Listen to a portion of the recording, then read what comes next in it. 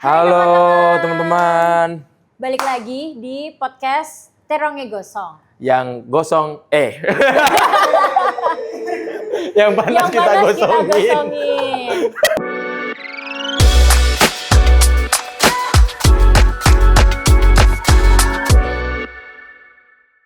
Masih tipe ya, yang panas kita gosongin. Iya, yang panas kita gosongin. Kita maklumin.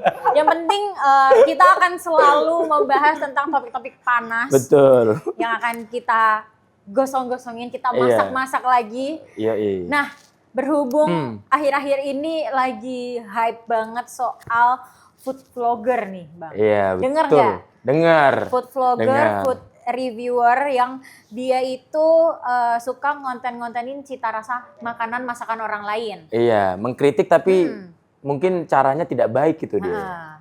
Nah, itu juga lagi sering banget dibahas di sosmed, di TV, Viral bahkan ya. di meja DPR tuh dibahas, Doy. Iya, itu berarti Siapa udah serius namanya? banget, guys. Serius banget. Iya kan, namanya William Indarto ya? If I'm not mistaken, siapa? William siapa sih namanya? William Mendes. William yang sering dipanggil Code Blue. Code Blue. Iya kan. Nah, William Anderson. Oke, nah kalau William Anderson atau Code Blue ini kan tukang review, ada code yang lain nih. Apa? Coldplay itu Coldplay, beda. iya, beda ya. Itu Kalau beda. Coldplay penyanyi. COLD itu Cold ya. Kalau Coldplay penyanyi. Kalau Cold Blue ya itulah. Head review. Head review. Head review. Nah, ini tuh fenomena menarik nih teman-teman. Lagi booming-boomingnya mungkin sekitar mulai dari YouTube itu sering menjadi pusat pusat media masyarakat gitu ya, atau jadi tempat orang-orang itu menyuarakan aspirasinya. Lahirlah food vlogger di YouTube, kemudian akhirnya merembet ke Instagram, merembet ke TikTok dan lain sebagainya. Betul. Sebenarnya tuh awalnya ada loh di Indonesia itu yang pertama kali memperkenalkan food vlogger ini ya. Iya, food vlogger Siapa ini. tuh, Den? Pak Bondan. Pak Bondan Maknyus. Iya, Maknyus. Pak Bondan Maknyus itu legend dulu, banget itu, legend banget. Legend banget. Iya, dulu di salah satu stasiun televisi lah ya. Iya, salah satu stasiun televisi. Dan itu tiap hari aku nonton beliau. Iya, benar-benar. Dulu kita masih kecil nggak sih? Aku masih. Iya, jangan so imut gitu lah kita ya kan. Kayaknya kalau kecil kayaknya aku curiga gitu. Kecilnya itu semana teman-teman. Oke. Ini kayak lebih gimmick ya beliau ini. Gimmick menyesuaikan kalau ya. aku kecil beneran. Oh aku kecil gitu ya. beneran. Iya. Aku pulang Tapi SD. kok udah tahu? Oh iya. Kok udah tahu namanya Pak Bondan gitu? Oh ada title-nya. Namanya. Iya, ada title-nya. title, ada namanya. Nah, ini juga akhirnya jadi orang-orang tuh membandingkan gitu. Comparing dulu tuh Zaman ada dulu dan sekarang ya. Food vlogger zaman dulu, food reviewer zaman dulu itu punya standar etik gitu. Betul, itu yang penting tuh. Menyampaikan kritik, menyampaikan masukan terkait usaha orang lain loh ini. Iya, betul. Nah, tapi akhir-akhir ini tuh muncullah ya nama-nama food reviewer yang beken gitu di masyarakat umum, yang terkenal gitu. Ya, Code Blue ini ya? Iya, Code Blue ini. Kemudian juga ada beberapa yang lain lah. Nah, tapi karena si Code Blue ini kemarin terkuak lah kalau dia itu melakukan tindakan kejahatan yaitu pemerasan ke salah satu pembisnis atau pelaku usaha gitu. Iya, bakery ya, pastry ya. Oke. Akhirnya dia dapat serangan dari berbagai lapisan masyarakat lah terkait hal tersebut. Akhirnya ya kayak gitu, banyak yang kontra, kemudian terkuak, banyak yang bersuara. Ternyata nilai yang dia minta itu gede banget loh, buat ukuran food vlogger lah, buat ukuran food vlogger yang minta ke berapa tuh? 350. Wow, gila sih. 350 juta itu. Bayangin aja, maksudnya kayak dia mau take down video dia yang ngehujat usaha orang ini dengan syarat dia bayar dulu meskipun yang punya usaha ada, ini. Iya, gitu. Meskipun ada TNC dan lain sebagainya, 8 video lah apalah sebagainya, tapi kan Oh berarti ini Berarti itu jelas dong. Itu jelas pemerasan, Pemerasan, gitu kan. meskipun uangnya nggak dikirim juga kan udah ada niat terselubung. Iya, kok. betul. Itu sebuah ya tindakan yang tidak bermoral sih menurut gua.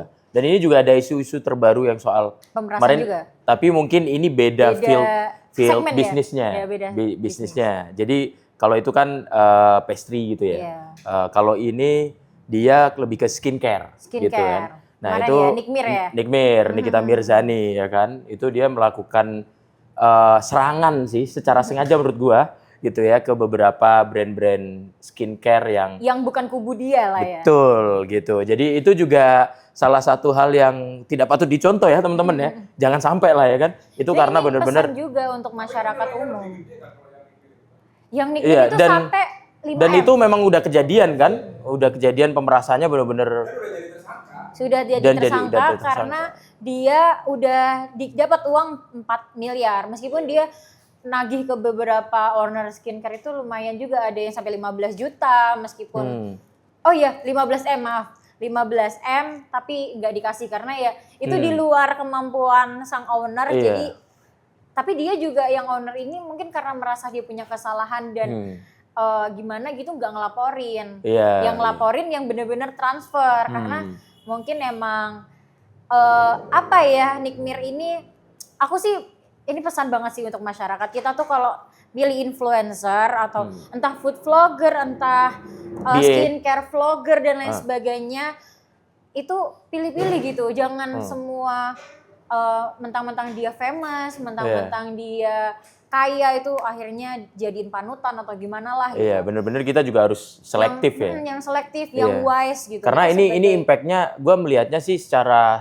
menyeluruh ya, kayaknya impact-nya itu akan jadi traumatik gitu ke pengusaha-pengusaha yang lain gitu kan.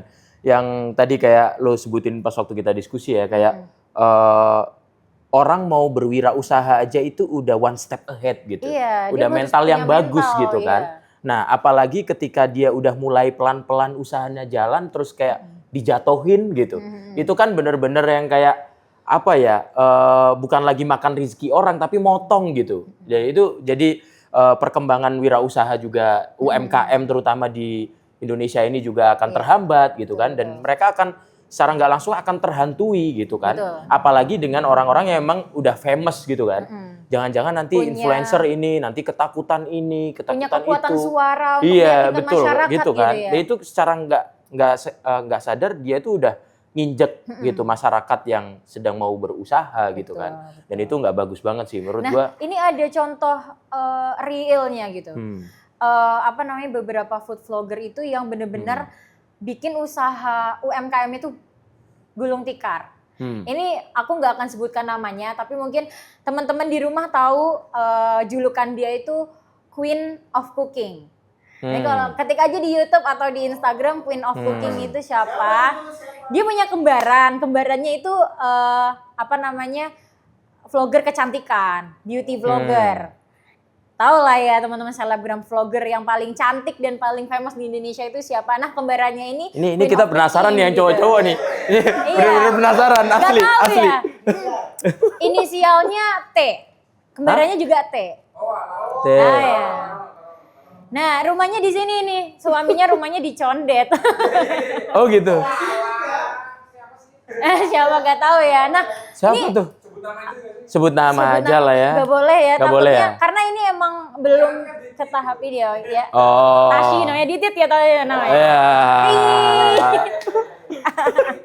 Nah, kalau ini contohnya benar-benar real. Ada beberapa UMKM itu yang akhirnya berani speak up setelah beberapa tahun dia akhirnya bangkrut karena waktu entah 2020 atau 2021 ketika COVID itu si Queen of Cooking ini nge-review makanan UMKM dengan lidah dia yang terbiasa dengan makanan mahal. Maksudnya kayak dengan itu harga kayak UMKM, gak apple to apple lah sebenarnya gitu kalau mau di-compare. Karena dia ngeritiknya lewat platform dia yang besar, akhirnya kan masyarakat juga takut gitu ya. Pertama takut, kemudian ikut judging gitu. Karena yang ngomong ini orang yang dia panut itu influencer bener. Gitu. Makanya aku sih benar-benar tekankan ya sama teman kalau pilih influencer itu nggak cuma yang sekedar menginfluence, tapi harus bener. kita harus punya standar etik gitu loh. Standar etik, makanya kita juga harus background checking gitu. juga ya sebenarnya. Iya, background checking. Track record dia selama berbisnis di sosial media itu seperti apa gitu. Betul, itu penting banget sih. Dan ini harusnya udah jadi concern di pemerintah juga nggak sih sebenarnya ya. Maksudnya ini kan udah disuarakan juga kemarin oleh DPR gitu kan, dan kayaknya memang upaya-upaya preventif itu harus ada ya. Harus mulai dilaksanakan oleh pemerintah nih gitu. Cuman gue belum melihat konkretnya nih Lin gitu. Iya, itu emang harus yang ditunggu-tunggu sih, entah skincare, entah makanan. Iya, maksudnya standarisasi apa gitu. Kayak episode sebelumnya kita ngomongin soal Danantara ya kan. Betul, itu ada Undang-Undang Nomor 1 tahun 2025 gitu kan. Nah, sekarang itu apa tuh konkretnya? Minimal keputusan menteri lah atau apa gitu lah misalnya ya. Biar gitu. Untuk mengakhiri semua pergonjang-ganjingan dunia sosmed tentang dua hal ini ya. Karena ini buat melindungi masyarakat juga ya kan. Nah gitu. Kalau Bang Bro tuh tipikal yang suka jajanan street food atau yang harus di mall, yang makanan-makanan mewah gitu, yang fancy? Enggak sih, gue justru street food biasanya. Tapi bukan berarti kita nggak bisa makan yang mahal ya. Iya, tapi semahal-mahalnya makanan paling di Blok M. Enggak, itu occasion for ini ya, maksudnya special occasion aja ya. Special occasion ya kayak setahun sekali lo boleh lah ya kan makan di ya kayak steak apa ya kan. Iya, self reward ya kan, self reward boleh lah. Cuman iya. Cuman kan habis ngapa-ngapain ada self rewardnya. Iya, nggak apa-apa, tapi nggak cuman juga nggak apa-apa juga kalau kita ubur-ubur ikan lele ya kan, makan lele goreng gitu kan. Enggak.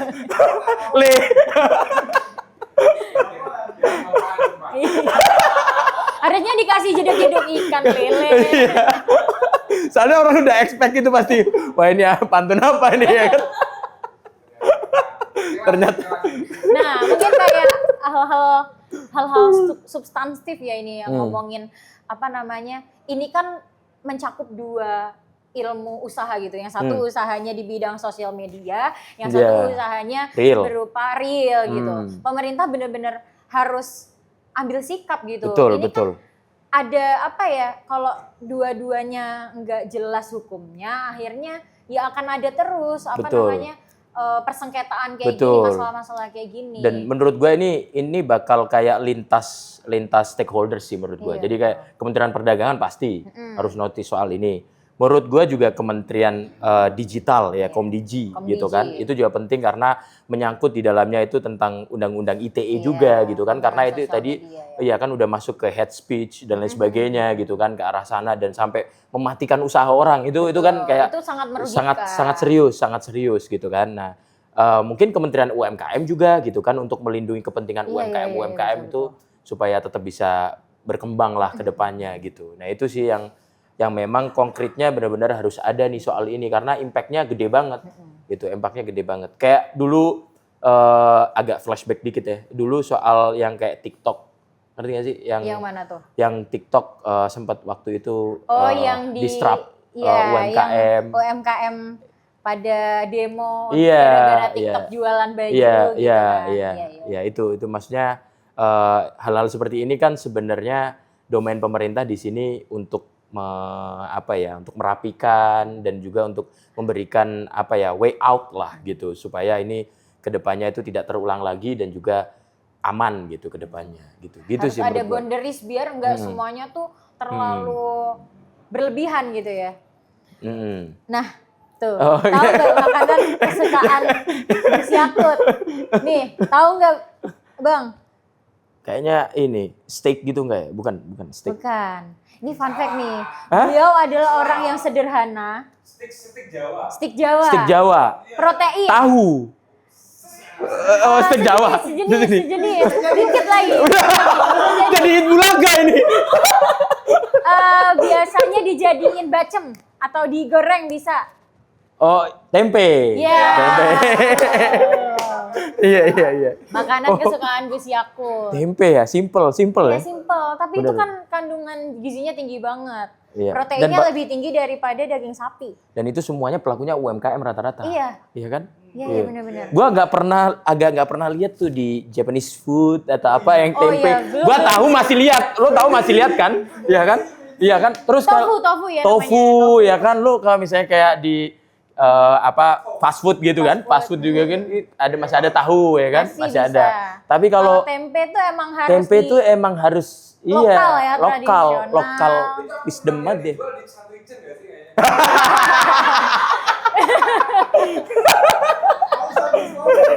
Sponsor ini. Nomor silakan hubungi nomor di bawah ini. Oke, back to Code Blue and Seruan boycott. Iya. Nah, akhir-akhir ini tuh ada fenomena lucu nih. Apa tuh, Lin? Jadi tuh pelaku-pelaku usaha-usaha kelas mikro dan menengah dan middle itu tuh nempelin stiker gede yang gambarnya Code Blue dicoret pakai X, silang gitu. Ya. Pokoknya tulisannya Code Blue dan sejenisnya dilarang masuk. Wah, gila. Ya karena memang nggak semua usaha itu siap untuk direview gitu teman-teman. Benar. Kalau memang dia lagi tahap start, kan mesti banyak develop lagi. Iya, benar. Kemudian riset lagi gimana pasar menerima dia dan lain sebagainya. Kalau udah terlanjur ada yang review dengan platform besar, itu akan kacau gitu kan. Iya, benar. Jadi dia juga akan dia jadi takut ya kalau misalnya ini gimana nih reviewernya bagus nggak, kalau nggak bagus dia bakal langsung gulung tikar, orang juga namanya start ya gitu. Jadi benar-benar memang harus dilindungi sih, terutama yang baru awal-awal yang masih kayak di bawah 1-2 tahun itu benar-benar UMKM harus dilindungi banget gitu. Kalau bila perlu ada undang-undang perlindungan UMKM gitu kan. Menurut gua setuju banget sih kalau ada itu sih. Harusnya seperti itu ya, karena memang korbannya udah terlalu banyak. Gitu. Iya betul, dan influencer ini memang harus dikontrol ya kan. Betul. Gitu. Ini pesan juga sih untuk teman-teman influencer di luar sana, baik yang baru start jadi influencer jenis apapun. Iya. Kalian harus punya standar etik. Betul. Jangan sembrono gitu. Betul. Bertingkah seenaknya. Semena-mena, ya kan? Merasa platform dia udah besar, terus bisa melakukan hal-hal yang tidak disukai sama pemilik usaha. Iya. Kan? Jadi tanda tanya. Dan gitu. memang itu hal yang melanggar sih menurut gua, menghalalkan segala cara untuk supaya engagement dia naik, ya kan? Secara tidak baik ya dalam tanda kutip, dan juga mematikan usaha orang lain atau saingan. Jadi itu nggak bagus sih. Gitu. Oke, kasus Code Blue ini mencerminkan kegagalan sistemik di era digital seperti pengaruh tanpa kontrol, bisnis rentan dan regulasi yang tertinggal. Nah, gitu. Lo ngeliat apa? Baca from tangan, maaf ya teman-teman. Ini soalnya ini studionya luas banget guys, jadi kayak harus, iya kan? Jadi nggak kelihatan. Ini gara-gara ngomong nih jadi ketahuan nih.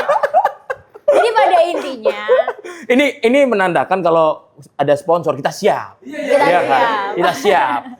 Jangan sampai salah, ya kan?